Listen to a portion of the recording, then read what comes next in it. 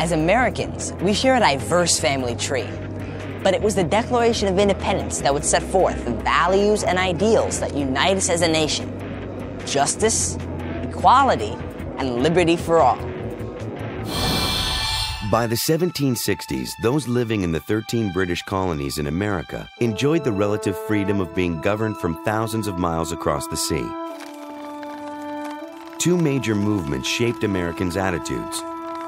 One was the religious movement called the Great Awakening.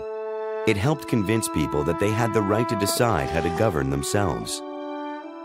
The other was an intellectual movement called the Enlightenment. Thinkers like John Locke wrote about the rights that all people in society had. These movements set the stage for conflict with the British government. The immediate cause for the conflict was a series of laws that the British Parliament passed in the 1760s. These laws, which put new taxes on the colonies, angered the colonists. In 1765 came the first. The Stamp Act required every piece of paper, from pamphlets to playing cards, to display a revenue stamp. The Stamp Act set off riots and demonstrations, and the colonists stopped buying British goods. Parliament gave in and scrapped the stamp tax, but it passed other tax laws that led to more protests. In 1770, protests led to violence. On March 5th, a mob of Boston dock workers confronted 9 British soldiers. The soldiers fired at them and killed 5.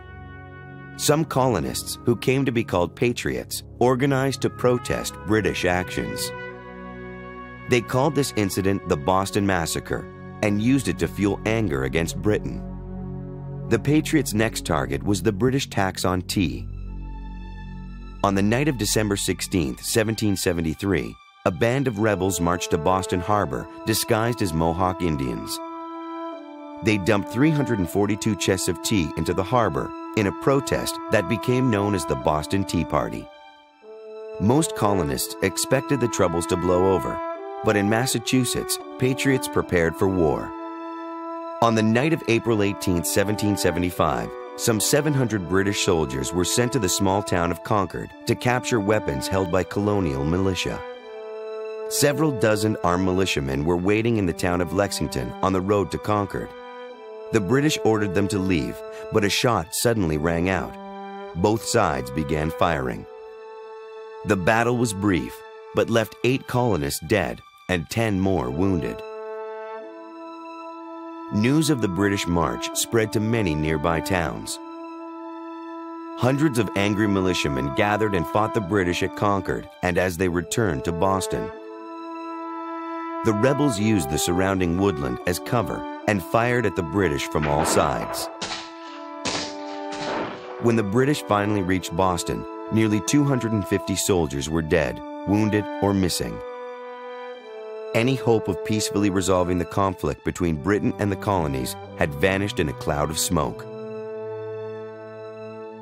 Representatives from the colonies gathered in Philadelphia in a meeting called the Second Continental Congress.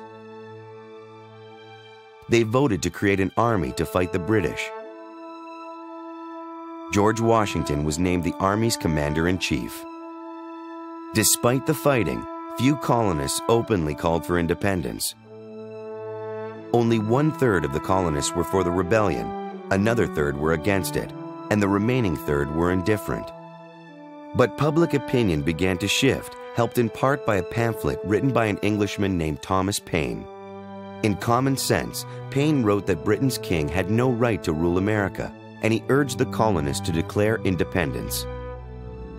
Paine's powerful words persuaded many colonists to support independence. In June 1776, Congress named a 5-man committee to draft a Declaration of Independence, outlining the reasons for separating from Britain. Thomas Jefferson wrote the draft, which eloquently set forth the position of the American revolutionaries. On the 2nd of July, 1776, Congress voted in favor of independence. 2 days later, it approved Jefferson's declaration. The Declaration rallied the Americans around a cause, independence. Achieving that goal took many years of war. Finally, though, in 1782, British and American representatives met in Paris. they negotiated a treaty that ended the war and recognized American independence. A new nation was born. Now it's your turn to answer a question. Why was common sense an important document?